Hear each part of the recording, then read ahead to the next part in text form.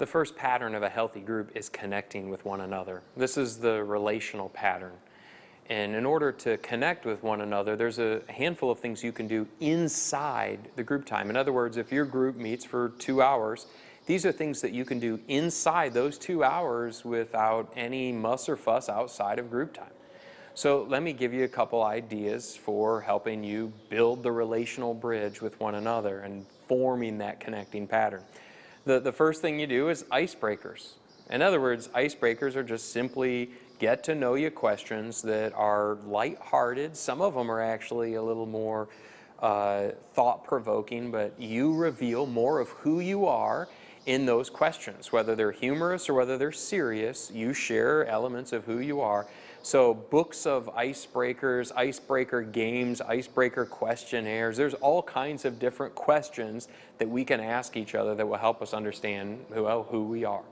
The second thing you can do to build the relational pattern with each other is food. Include food in your group. Everything from a brownie and a cup of coffee to a full meal. Food is a wonderful way to get to know each other, to make things feel a little bit more comfortable and casual.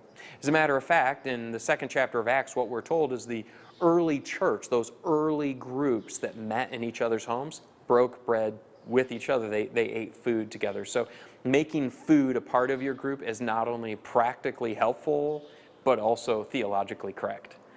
The third thing you can do is rotate who hosts the group.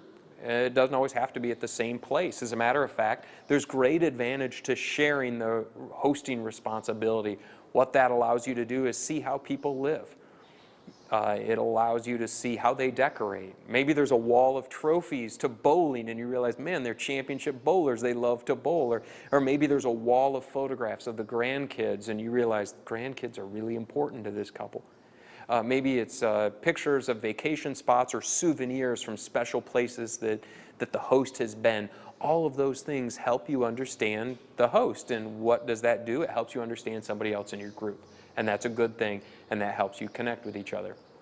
Another thing you can do is you can give everybody in the group a job. Everybody can have some role or some responsibility. It gives them a sense of ownership to the group and it helps them feel more bonded to the group. Everything from coordinating refreshments to coordinating the prayer list or coordinating a Facebook page or an email distribution list. All of those things are little jobs, and little jobs mean involvement, and involvement for a lot of people makes them feel more emotionally attached to the group.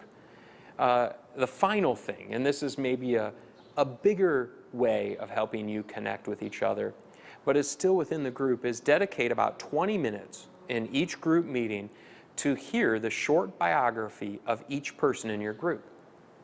You give them 20 minutes to share stories, snapshots from the time they were born to today. What has their life been like? What are the high points? Since they only have 20 minutes, they can only share certain key pivotal moments.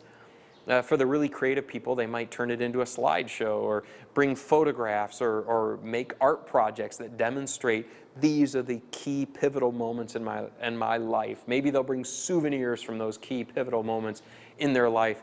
But in the process of hearing their story, what you're doing is you're connecting with them. They are becoming more of a real person to you, and you are furthering the connecting pattern in your group.